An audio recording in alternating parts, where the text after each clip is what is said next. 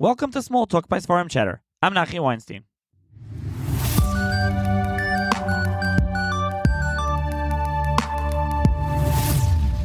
On this edition of SmallTalk, I'm going to be joined once again by Rabbi Shimon Szimonowitz, who is the head of Mechon Ali Zayas and is the Rav of Pine River Village, Nusach Sfard. And we'll be discussing the new edition of Sefer Habris by Moshe Bunim Peretinsky, which is on Shulchan Aruch Yeridei Hilchas Milah. All on Hilchas Milah. The new edition is almost 900 pages that Ali Zayas redid beautifully and put out, so that's what we'll be discussing. So thank you, Rabbi Shimon, for joining me once again.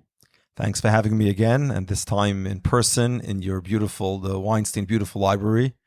So, let's talk about Sefer Bris. What can you tell the listeners about Sefer Bris? Sefer Bris, I believe, is the most comprehensive work, most encyclopedic work on the topic of Bris Milah, from the sugyas down to halacha l'maisa, with the most practical and intricate aspect of Hilchas Milah, or anything which intersects with Hilchas Milah, and it goes to such minute detail, even when it's not a practical application, that ad kedei kach, let's say, for example, he's talking about a shayla of waiting 7 days after a child is sick, so he will not leave any stone unturned. He'll even talk about what's the halacha regarding the bnei keturah. Do they also have to wait 7 days for when the child got sick to do the bris milah? So there's no stone left unturned, and as every single minute detail of Hilchas Milah is discussed, including lamdas, including halacha l'maisa, and very importantly, including metzius.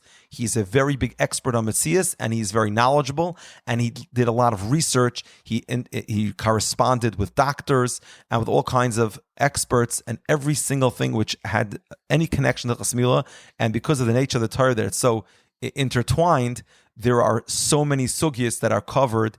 Just to give an example, the sugya of bein hashmashis. That's very relevant to Hilchas Milah. When should the bris be? And he goes into that sugya with such depth, to the point that, my friend Rav Moshe Baruch Kaufman, who's a Moirei Roa in Lakewood, told me he's the biggest expert in Zmanim in North America. And he looked at the Sefer. He says, from the ones who understood the sugya and did the best job in the sugya is Rav Moshe Bunim Peretinsky in the Sefer Habris. It's about Hilchas Milah. Can I share a quick thing, even though it's supposed to be short? It's supposed to be a Go short. ahead. I was once talking to Reb Chaim Kanievsky's son-in-law about Derech Hamuna, which is Reb Chaim Kanievsky's Sefer. Derech Hamuna is on Zroim. And I was pointing out something in Hilchas Bikurim, which has to do not so much with Zroim, it has to do with Petach Hamor. So it happens to be in Hilchas Bikurim. And Sir Reb Chaim Kanievsky's son-in-law told me something which was shocking to me.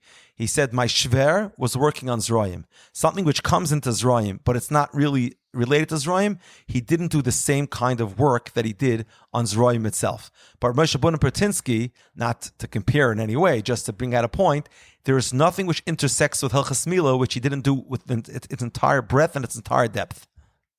Wow.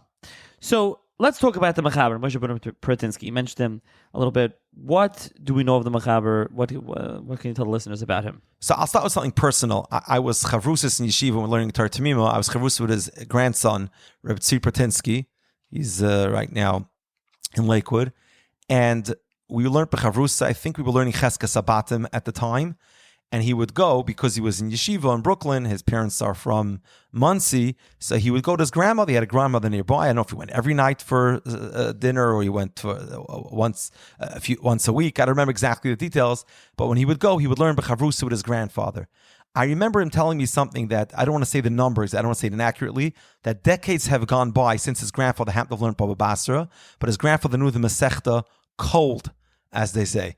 And he knew the Masechta Klor. He was a Talmud Chacham Muflik. So I knew about this man from a different angle entirely, nothing to do with Bris Milah, just from being my Chavrusa's grandfather and knowing that he's a legendary Talmud Chacham. He learned in yeshivas in Europe, he learned in Radin, and then he joined the Miri Yeshiva when they were in Shanghai. Rav Chaim Shmulevitz writes in his Haskama to the Sefer Habris about Rav Moshe Bunim. He says, he writes about him, I'm just reading it to you from inside. He says, Shalom ad b'yeshiv seina akdoisha demir b'meshach shnois galoiseha b'shkida atzuma v'hoya migdoilei talmideha. So to say about someone who joined up with the yeshiva, that's enormous. That's not just he's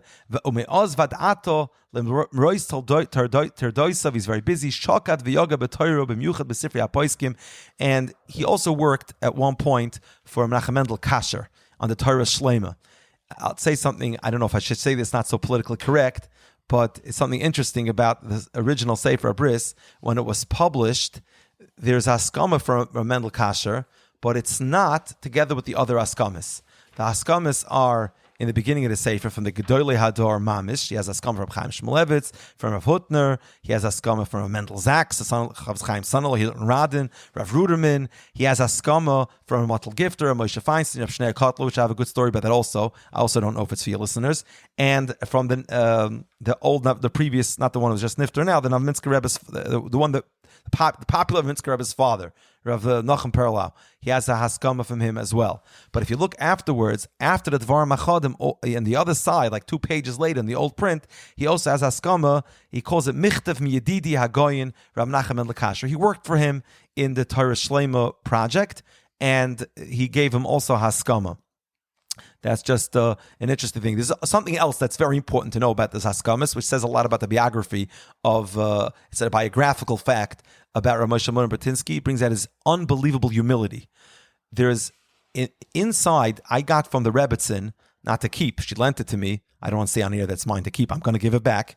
I have the original copy of the Sefer Bris that Rav Moshe Bunim would write, constantly update and correct inside. If you go on Oitzar Chachma, by the way, you could see the old print of the Sefer Bris with Rav Moshe Bunim's notes on the side, because he uploaded it with his, because he even printed it like that. He printed later editions with his handwritten corrections inside, which we incorporated in the new volume, which was a job to itself. But in his original copy, his master copy that he kept on annotating and adding to, interesting papers were found inside relating to the Sefer, which we also incorporated. Some things we couldn't incorporate. I don't know if we'll be able to get to that. That's a little bit sensitive topic as well. But in its original Sefer Bris, there's a Haskama that does not appear in the other prints of Sefer Bris until the Ali Zayis edition, which is Haskama from Rav Henkin. And it's a very nice Haskama. There is no reason why anyone would leave out that Haskama from the Sefer. Beautiful Haskama. Rav Henkin already couldn't read that, see that well. He was a Saginor in the end of his life, so he signed over the actual typed version of the Haskama. But he writes, Kama pa'amin is damnuli lova itoy b'masa matan balocha v'gam ani ba'atzmi nitztrachti l'shoil mimenu she'eloisu mekayris umetzasif mole v'gadish. So why did Rav Moshe Bunim not print it?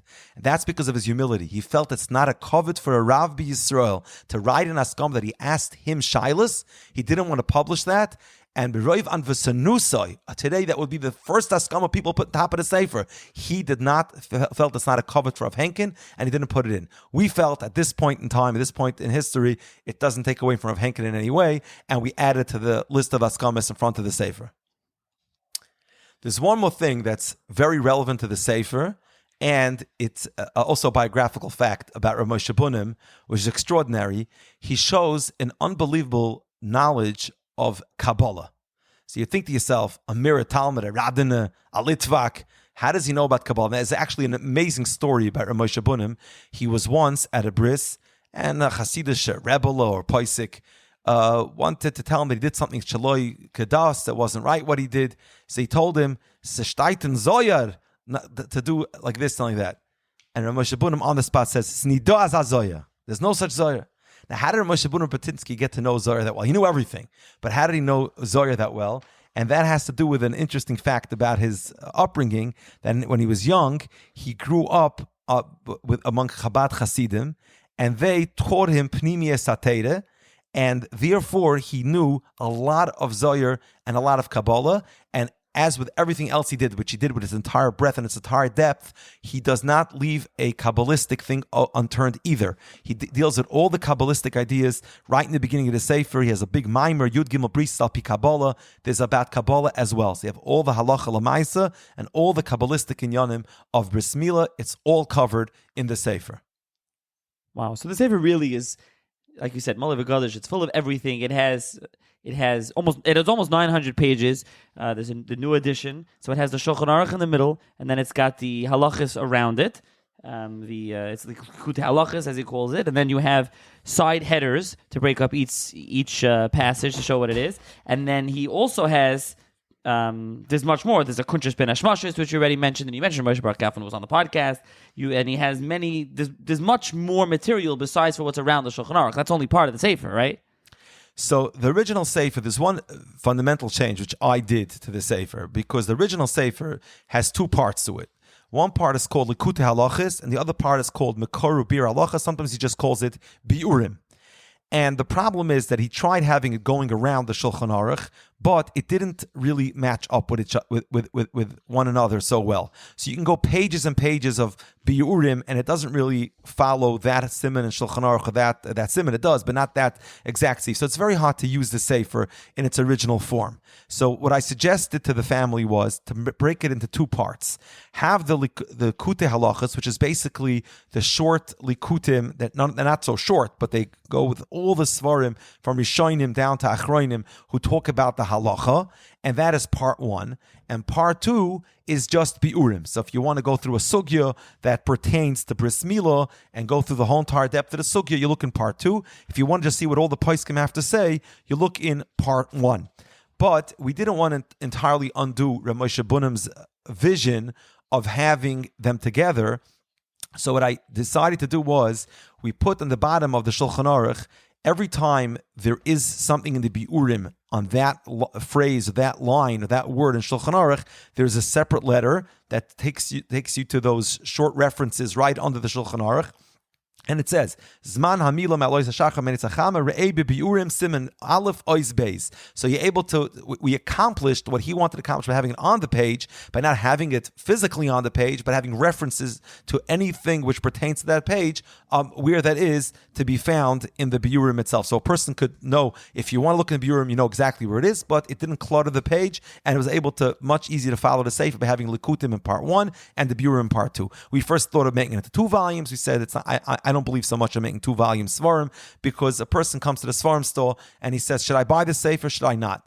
He says, I'll buy the Sefer. If it's a set, it's a much bigger decision. A lot of real estate has to be given for a set, and it's also psychological. So I push people as much as possible, unless it's for a bar mitzvah gift, where people like to get a set and even keep it the same price. More people will buy it because now they can buy it as a bar mitzvah present. But this is not perfect bar mitzvah present to give a Sefer, Bris, and Bris Milah. So I therefore recommend that we make it into 1 big volume. Like that, a person buys it, he has it, and he doesn't have to go. But originally there was a thought of having even 2 volumes, the Kutim in 1 and the Biurim in the part 2.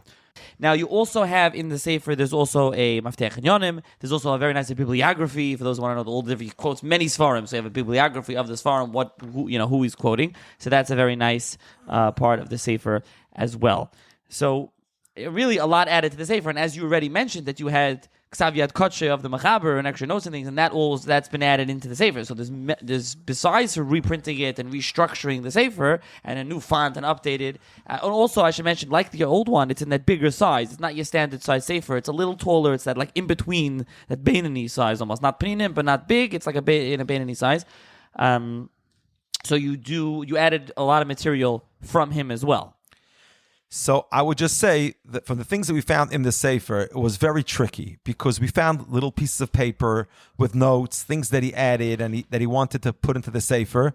We tried our best making sure that we're not putting things in twice, because it's hard to know what was in the first edition, second edition, and we tried keeping track. I have a feeling we might have made a mistake here and there about that. I hope not too many. But, overall, we made sure not to put in things twice, of course.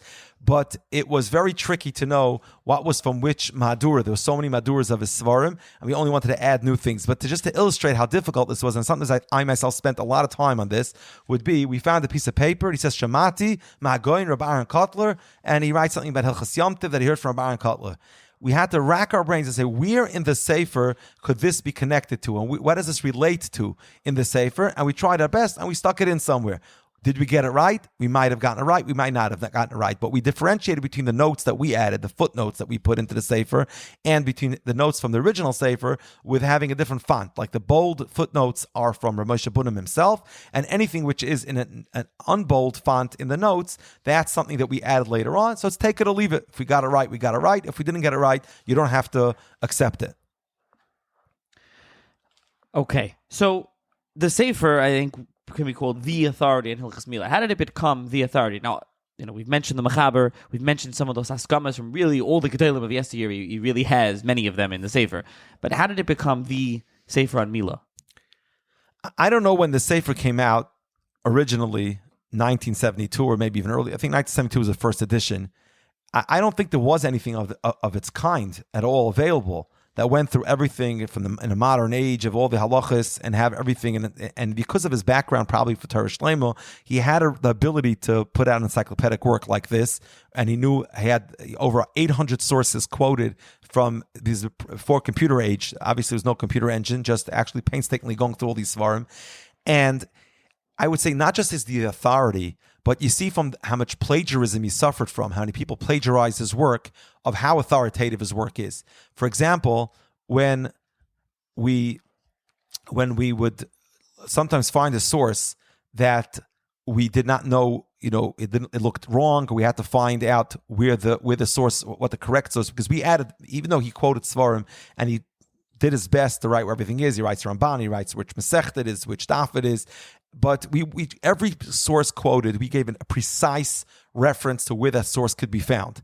Sometimes, if you're quoting hundreds and hundreds and hundreds of sources, and each source is quoted multiple times, you're going to make mistakes. And that's the best way to catch plagiarizers, because when a plagiarizer repeats a mistake, so let's say he quotes a source and we say we can't find the source. So we go to Oitzar Chacham and you search and you find 3 other people bring exact same source. But guess what? They all post-date the Sefer Habris and they all make the same mistake that the Sefer Habris made, meaning the source mistake. So that's how we know they all talk from him. There's something interesting which we're back and forth of. It should be mentioned in Sefer, not mentioned in Sefer. I think I'll take the liberty of mentioning it in the podcast, which is one of the papers we found inside the Sefer Habris from Moshe Bunim was a letter that was addressed to multiple Gedolim of his generation. It was written, one of them, for example, it says, Hoyt kvoid goin dereinu ner Yisrael harava goin Reb Yosef Shalom al Yashav Shlita. And he has a shaila. And listen to this shaila, and this tells you a lot about the Sefer and a lot about how people use the Sefer. Im mutter lahatik misefer likut ubir halacha shenesaf al mitzvah achas bahar b'yigiyos v'hatzoyis. Are you allowed to copy from a Likud Sefer, which a person put an enormous amount of effort into collecting all these sources, and v'hasefer niskabel be'ezras Hashem b'roiv chiba etzel gedoyle hador ubnei Torah l'shevach. He's talking about his own Sefer. V'achshav bo echad. Somebody came, u'motza kol muchan lefonav. He has all the sources. Someone collected it for him, and he copies everything in the name of the Mekayris, Ke'ilu, he collected it himself. Is that called plagiarism? He didn't plagiarize someone's Chiddush. He didn't plagiarize someone's original poem, but he took someone's Likut and he appropriated for himself. Are you allowed to do that? He's Milah Saitzoroi Miyagiois Va'omol Acherim. And he moved things around and then he printed it as it's his own thing. And he says that's exactly what happened with my Sefer Habris on Hilchas Milah, a Sefer Meforsim that I've printed 70 years prior to writing this letter.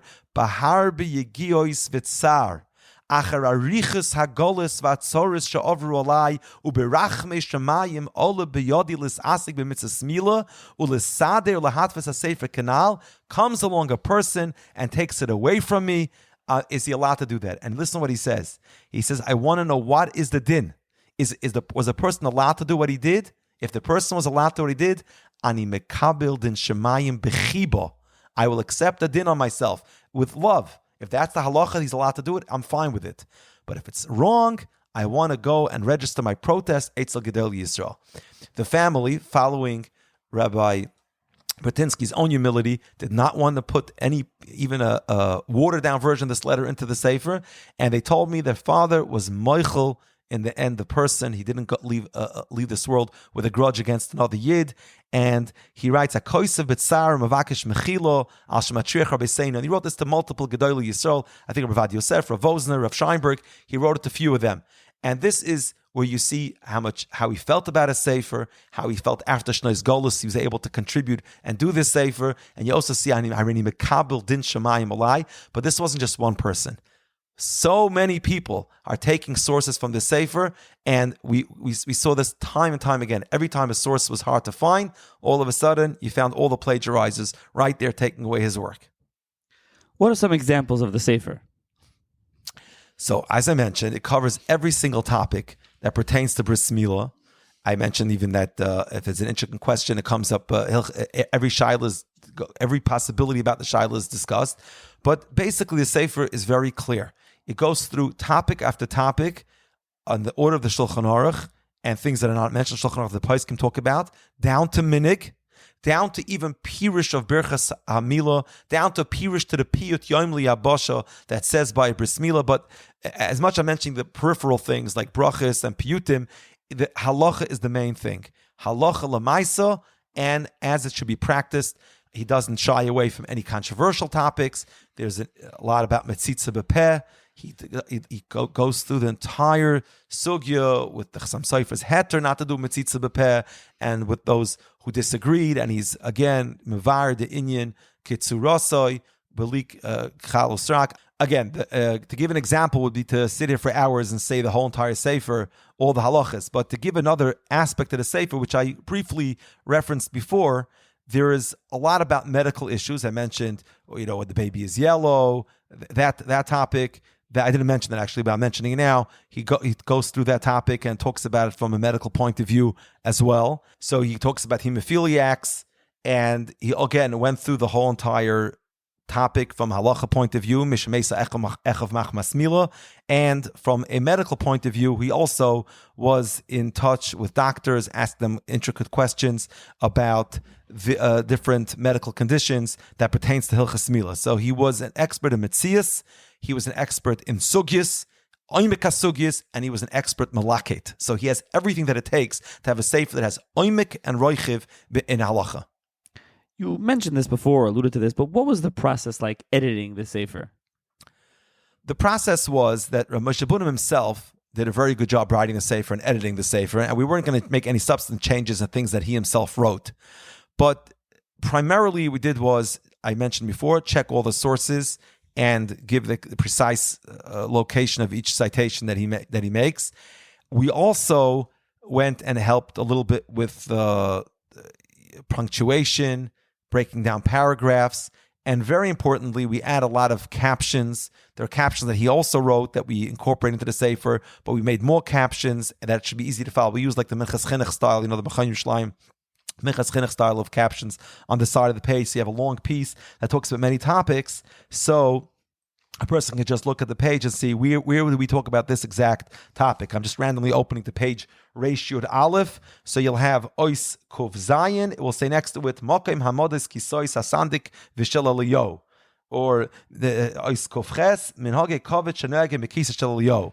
Ois Kuf Tes Minig Lahaniach Sefer Pesuach Al Kisa Shel Yos. Any minig, any halacha will be brought up there. And I mentioned it goes from heavy halacha to the simplest, or I shouldn't say simplest, but the most basic or non-halachic minig that can come up. He'll talk about Misha Eini Oichel Besudas Bris Harei Kemenuda L'Shamayim. Everyone knows if you get invited to Bris, you have to come. You want to know exactly the parameters of that halacha. Here's your place to find it. So in closing, who is the Sefer meant for? I would say the most important, the Sefer is meant for a moil. You could say that a moil doesn't own it, could be sued for malpractice, and that's a joke. But that's something which I would say a moil doesn't have the Sefer. I'd be suspicious of him.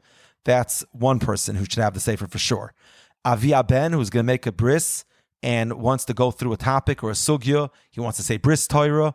He looks at the biurim in the back, and he has endless resources to build up a sugya with all the Rishonim laid out for him, and he could use that as an unbelievable resource. a person who's having a bris and he wants to know some halachas about it, especially if it's a complicated situation, whether it's a complicated situation from a serious medical situation or it's a complicated situation because sometimes people have situations that it intersects with a tinus, so you want to know what to do in that case, who should be reciting the brachas, how to recite the brachas. A person who's having children and having a bris, and he's a Talmud Chacham, should own the Sefer. There's so many things you could look into it. And any Talmud Chacham who has a rich Oitzer HaSvarim, not just the most basic Svarim like a Chumash or Shulchan Aruch and a Shas, this would be a very important Sefer to have because, as I mentioned, it intersects with so many sugyas. It's called Hayek Mitzvahs Tluyim Boy, and there's so many sugyas that it could be relevant to. There's a mafteches in the back that could be used, and there's a toichen and yanin that's very helpful. So it's a great resource. I find myself using it even when I'm not involved in a bris. There's things to look at and to find that to look up over here. So if you're serious about svarim, you're serious Talmud Chacham, it's definitely something you should own. If you're engaging in a bris milah in the family, or if of course you practice bris milah, you're a moil, it's something you should own. Okay, so I will link to the Sefer in the show's notes. Anyone interested can purchase it. It's available in stores, Ali Zayas' website. Anyone interested, so a link to it. And thank you, Reb Shimon, for joining me on the podcast once again. Thank you very much for having me. It was really a pleasure, as always.